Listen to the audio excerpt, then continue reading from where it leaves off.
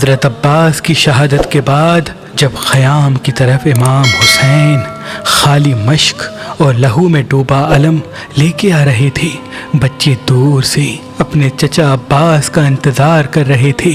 जैसे ही अलम को देखा तो बीबी सकीना ने कहा, मेरे चचा अब्बास आ रहे हैं। बस खाली मश्क पे जैसे ही नज़र पड़ती है, आप अपने बाबा से लिपट के फरियाद करती हैं कि ऐ मेरे बाबा, शायद इन जालिमों ने मेरे चचा को भी शहीद कर दिया, मैं इनके लिए बद्दुआ करती हूँ। इमाम हुसैन अपनी बेटी का माथा चूम के उनको एक खाली खैमे की तरफ लेके जाते हैं और कहते हैं, ऐ मेरी बेटी, तुझे पानी चाहिए ना। आप जमीन पे हाथ रख के जैसे ही हटाते हैं तो वहां से पानी उबलना शुरू करता है। बीबी सकीना ने जैसे ही पानी को देखा तो वो खुश होने लगी। इमाम हुसैन ने फरमाया, ऐ मेरी बेटी, ख़याम से बाहर की तरफ निगाह कर।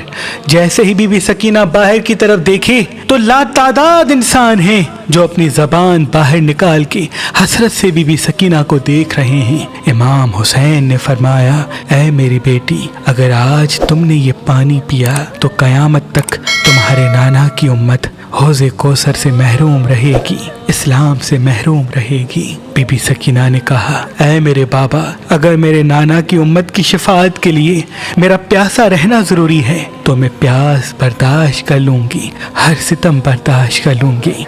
बस बीबी सकीना सब्र करती रहती है। आपकी आंखों के सामने अली अकबर शहीद होता है, अली असगर शहीद होता है, आपके बाबा हुसैन शहीद होते हैं, फिर ख़याम जलने लगते हैं, शिमर तमाचे मारता है, लेकिन कभी भी आपने अपने नाना की उम्मत के लिए बद्दुआ नहीं की। बस 11 मुहर्रम के दिन जब बीबियों को कैद करके शाम और कूफा की तरफ ले जाया गया तो रास्ते में बीबी सकीना की यही कोशिश थी कि आपके भाई सज्जाद जो जंजीरों में जकड़े हुए हैं, धूप की वजह से उनकी जंजीरें गर्म हो जाती हैं। आप बार बार सिपाहियों से कहती कि मुझे थोड़ा पानी दे दो ताकि मैं अपने भाई सज्जाद की जंजीरों पे बहा दूं कि वो कुछ देर के लिए ठंडी हो जाए। बस बीबी सकीना नंगे पांव तमाम बीबियों के साथ रस्सियों में कैद होके लोगों के पत्थर खा के शाम की दरबार में पहुंचती हैं।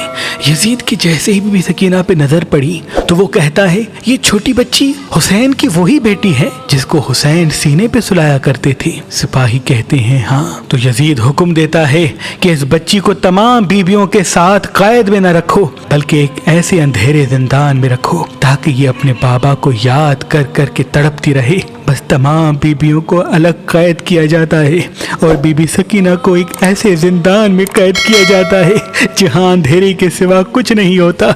बस वो 4 साला बीबी बार बार अपने बाबा को याद करके रोती। कुछ ही दिन गुजरे, उस छोटी बच्ची के रोने की आवाज महल में इस तरह से गूंजती कि यजीद को नींद न आती। तो यजीद ये कहता है कि इमाम हुसैन का कटा हुआ सर इस बच्ची के पास भिजवा दो। जब ये कटा हुआ सर देखेगी तो खुद चुप हो जाएगी। बस इमाम हुसैन का सर जैसे ही बीबी सकीना के पास जिंदान में पहुंचता है, आप अपने बाबा के सर को देख के उससे लिपट जाती हैं और ज़ारो कतार रो के कहती हैं, ऐ मेरे बाबा, मैं कदम कदम पे सख्तियां सहती रही, पत्थर खाती रही, लेकिन कभी भी मैंने अपने नाना की उम्मत के लिए बद्दुआ नहीं की। इमाम हुसैन की आंखें खुलती हैं और आप फरमाते हैं, ऐ मेरी बेटी सकीना, अब सो जाओ, मैं तुम्हें अपने साथ लेने आया हूँ। बीबी सकीना अपने बाबा के सर पे अपना सर रख के सो जाती हैं। बस जिंदान में खामोशी हो जाती है। जैसे ही सिपाही आके देखें तो बीबी सकीना दारुल फना से दारुल बका की तरफ कूच कर लेती हैं। इमाम सज्जाद को इल्म होता है। आप और तमाम बीबियां ज़ारो कतार रोते हैं। आप 3 दिन का इकट्ठा पानी मंगवाते हैं और चाहते हैं कि अपनी बहन को गुस्ल दें। तारीख ने लिखा, जैसे ही बीबी ज़ैनब ने बीबी सकीना को गुस्ल देना शुरू किया तो अचानक से रोने की आवाज़ आती है। इमाम सज्जाद आके पूछते हैं, ऐ मेरी फुफी माँ, आप रो क्यों रही हैं? बीबी ज़ैनब फरमाती हैं, करबला से लेके कूफा तक, कूफा से लेके शाम तक बीबी सकीना एक ही लिबास में रही है और बार बार ये बच्ची ताज़ियाने खाती रही है।